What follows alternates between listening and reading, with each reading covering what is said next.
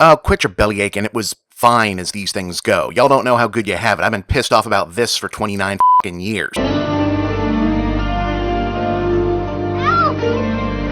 Dad, do something! Hey, right where you are. Oh. Hey, guys. You want to grab a brewski?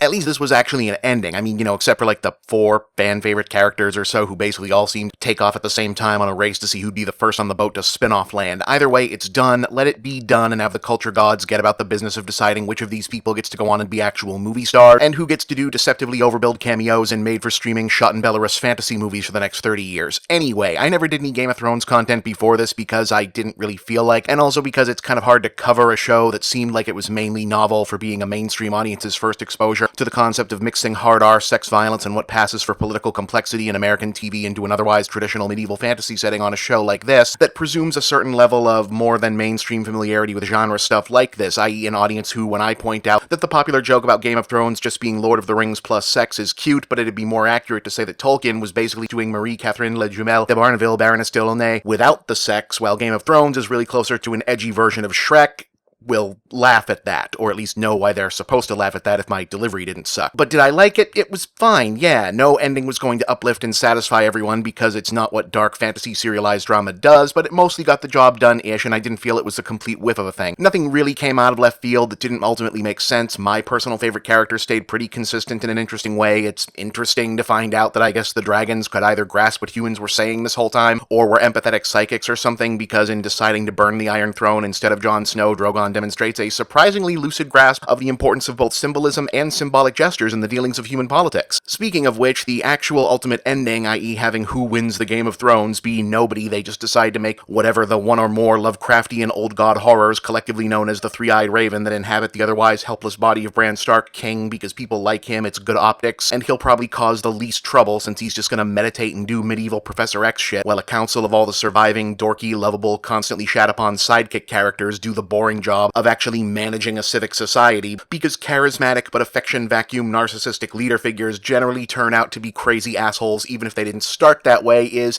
yeah, hey, that's not just a good ending, it's the right ending for this, on paper at least. And that's the thing. If there's one bit I'll agree with a lot of people on that's also clear here, I mean, other than the fact that, in a sense, the ultimate villain did kind of win, maybe, since whatever the hell that basically Cthulhu-like presence inhabiting Bran is, we've kind of seen it use that psychic time travel stuff to implicitly manipulate everything that's happened so far, including the last 2 Targaryens, the Forest Whatevers, and the White Walkers, etc., just to get itself into this position of power. I know it's a metaphor for the nature of fiction and the guiding hand of the author, but it's not necessarily like a good thing that, like, the dark god of whatever is just sort of sitting there inside the person in charge of... Or maybe I'm overthinking this. The elf wenches are so beautiful, you'll spend the rest of your life searching for that same beauty again.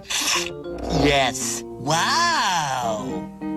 You're an idiot. Yeah, whatever. The thing that I agree with people on is that at least all of that business with the ice zombies could have been a season finale, and then the last 2 episodes, instead of feeling rushed, should have been a season in and of itself, instead of just 2 episodes, but I guess that wasn't in the card. Yes, Daenerys going all genocidal and nuking everyone made sense in character as part of an arc, and with the eventual dramatic sweep of those final scenes, no question, yeah, it makes sense. It's not a betrayal of character, it fits. It's clearly where it's been going, once you look at it on a big sweep of things. But it didn't land right, and it felt even more wrong than it was supposed to feel because we didn't really get to see it play out thematically with the nuance and emotion that it needs, rather than as a series of plot points. Almost as if they'd run out of fully written and fleshed out books to pull this stuff from, and we're down to just George R. R. Martin's most recent Who Lives, Who Dies, What Happens post-it notes. And you can tell that they know this wasn't working, because otherwise they wouldn't have had to have the most popular character in the show do a scene where he turns around to the camera and explains to the audience how they were supposed to feel about her character at this point. Everywhere she goes,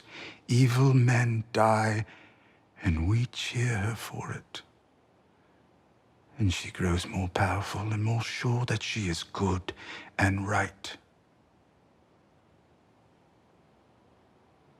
Now I get it.